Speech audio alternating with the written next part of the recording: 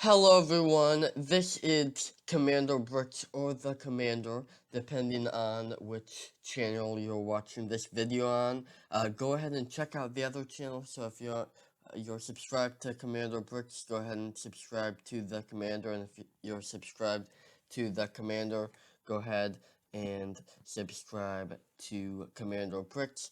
I also upload my Reawakening Jedi stop motions on both of these channels as well, so go ahead and check those out. 7 are already out. The 8th episode will be coming out the first week of May, hopefully. But in this video, I'm going to review LEGO Star Wars The Skywalker Saga. I've played a good bit so far. I've been doing free play recently. I finished up to A New Hope, so I did Phantom Menace, Attack of the Clones, Revenge of the Sith, and A New Hope. That's what I've done so far, so I'm about halfway done. And it's a really cool game, tons of planets and stuff, a lot to break down. I'm going to give you some tip guides, and it's just a legendary game. I can see why they took a long time to work on this. It's definitely worth the wait, I would say, and just so much stuff you can do. It's a very large scale games, and really I hope some more Star Wars games are like this one. So yeah, a ton of playable characters in this game. Here it's a screen of just a sample of some of the characters you can play. A lot of obscure ones. I play as the battle droid Mr. Bones sometimes. He's from some comic or something or other like that, and teach him Killer Battle Droid or whatever. And just so many characters here, aside from the main ones that you can play as. And you're going to need to switch between characters because, oh, like the scavenger can only get over here, and only this character can grapple. Only the protocol droid can translate, and only the R2 droid can hack into door panels. So that is one thing. You're gonna need to use a lot of different characters. There are some data cards that you can use to stop that. I will talk about those data cards later in the video, but a ton of characters, also a good amount of ships. I have 12 of the regular ones unlocked, and then there also are micro ships that you get from those, I forget what they're called, but the little thingies, mini kits. Yes, the mini kits is how you get the micro fighters. I don't find any value in those though, so I have not been going for the mini kits. And then you have the capital ships. There are 5 capital ships: Death Star 1, Death Star 2, the Executor, I believe, the Supremacy, and the Steadfast from The Rise of Skywalker, and then the Lucree Hulk battleship from the prequel. So far I have kind of unlocked the Death Star and the battleship, and so I've unlocked those two. I'll tell you how I've unlocked those right now. So for the Death Star, you have to go to the Death Star, and then you click buy rumor. I think it's about 30,000 studs, and then you get the rumor and do that mission to get the Death Star plans. But then you have to pay for it later, and you probably won't have enough money to get it if you haven't been grinding for studs yet, which I'll talk about later. I have a whole guide to studs. And then for the Lucre Hulk, that appeared in many planets. I've seen it appear in Naboo and what's it, Kashyyyk, I think. I went to Naboo, did a whole mission where you're allowed to get it, but I didn't pay for it. So then I went to another planet, and it was still my enemy. So I think you have to get it before, because there's like multiple or something. I don't know what the deal is about that. For the other 3, I think it's a similar thing. You just have to find where the ship shows up, defeat it, and then you have to pay for it to unlock it fully. So now we're going to talk about one of the currencies of this game. I don't think that there's any like thing where you pay with actual money, so I like that, keeping those microtransactions out of it. And these are the Kyber bricks, blue glowing bricks. They're pretty common, not as common as studs. I think there's around 1,200 in the game that you can find. and you get them for doing well on missions, getting lots of studs. You can do, but there's also just in free play, there's all these mini missions. So you might talk to a character and they have a mission that you go follow, and then you can go do that, and or they might just be up high and you have to do a whole sneaky maze to get up there, or it's some kind of puzzle that the Star Wars games are so famous for, that you have one character stands over here, the other stands over here, and then you get your Kyber brick. So you really use these. These are like a collectible you can do to complete stuff, but you can use these to buy some of the in-game items. So then we have the skill tree. Here it is.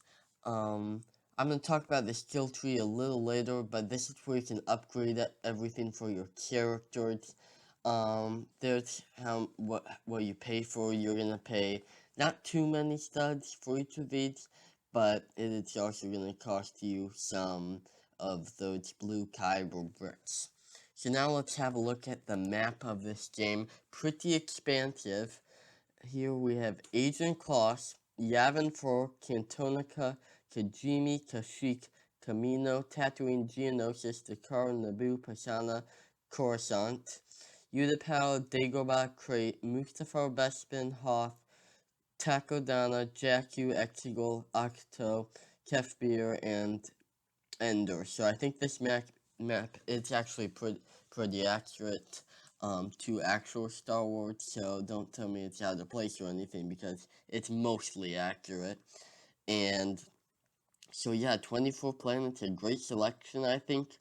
Although I would love to see them put some stuff from the Book of Boba Fett and the Mandalorian and the Clone Wars, although I think that's a separate game that could very well come out.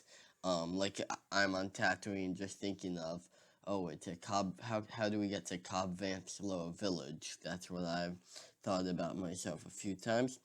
But now, the main currency of this game, you need to really have fun in this game. You need studs. I know you can just go for all the missions in the main movies, which is fun, but it's gonna die out eventually. Free play and getting all those studs will get you a lot more hours of fun in this game. So studs are the main currency of the game, and they can be obtained by destroying the Lego objects. So that's pretty much most of the stuff there, all the rocks and that kind of stuff.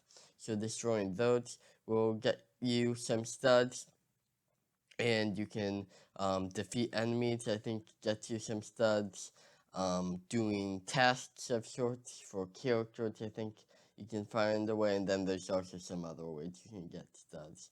So yeah, that it's the main way you can get studs, and you will need a lot of them. For example, the first Death Star that I mentioned earlier, I'm trying to grind for it. It's 5 million studs, so you can't just. It's gonna take a while. You should probably go do all the missions first.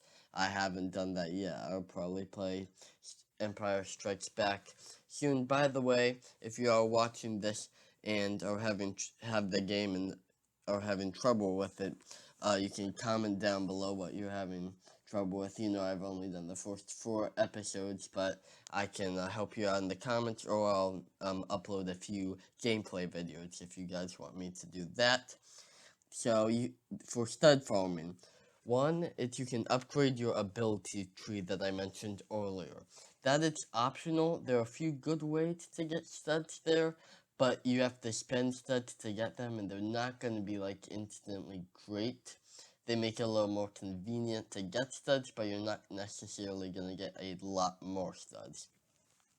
Number 2 is to do a New Hope and to unlock that stay on target mission. So you just want to do that as soon as you can. It's going to make the process easier later on. And then you have 3 main options for stud farming. I have done all of these, but there is a problem with the first one.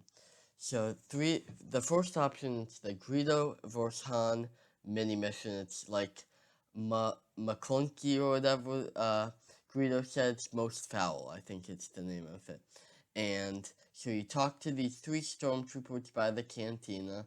To do this, you can just go to that map in the page, and then you can go click on the cantina with like the mission, and then you can just click on that, and then you can click square or whatever it is on your console to kind of set that destination for you. That's a very helpful tool.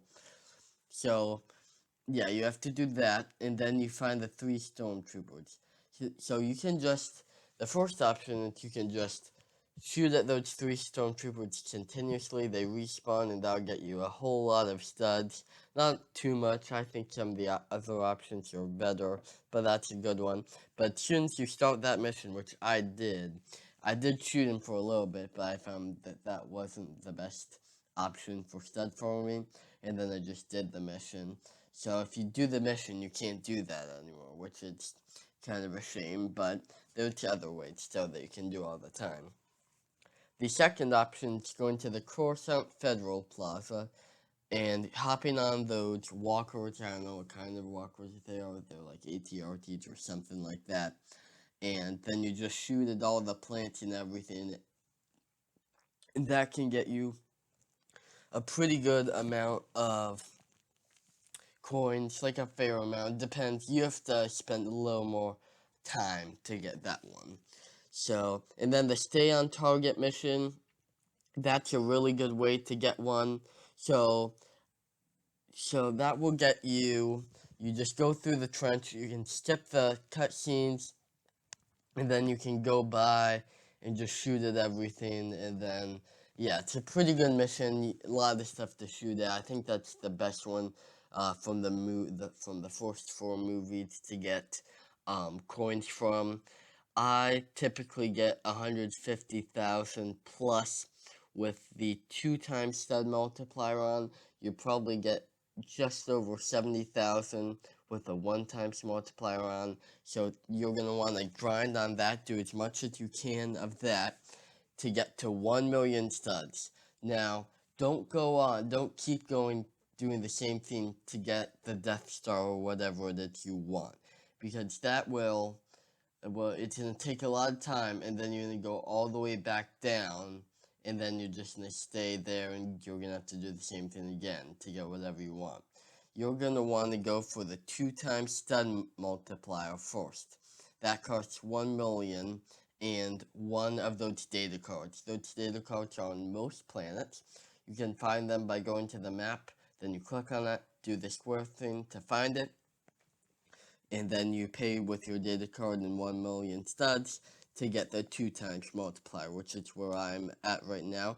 Currently, I already paid for that. I have about 1.7 million studs, and so then you gotta get to the 2 million studs, which is where I'm at, and then you get there, and I think you have to pay with a data card as well, so make sure you stack up on those data cards.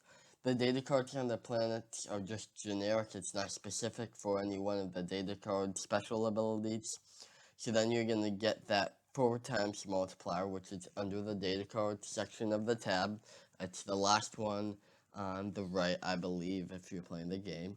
And then you keep doing this until you get to the biggest multiplier or get enough to buy an item that you want.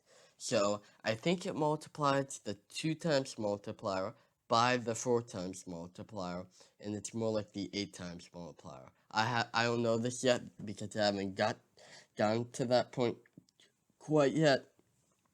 But then that 8 times multiplier is really good. You can get coins quick, and then you'll be able to get to the 10 times multiplier or whatever, and you keep going, and then money will never be a problem from you, from what I hear. So studs, yeah, they can be a little annoying at times, but I think there is a way to get past them. It's going to take probably 3 hours, 4 or 5, something like that, to get kind of past to some of these golds. So it will take some time, but I think there is a way to get past studs. So here's the guide to studs that you can have one last look at. So yeah, overall this is a great game. A lot of options, a lot of fun missions you can unlock even in free play. That's gonna do it for this video. This is Commander Bricks and the Commander. Bye.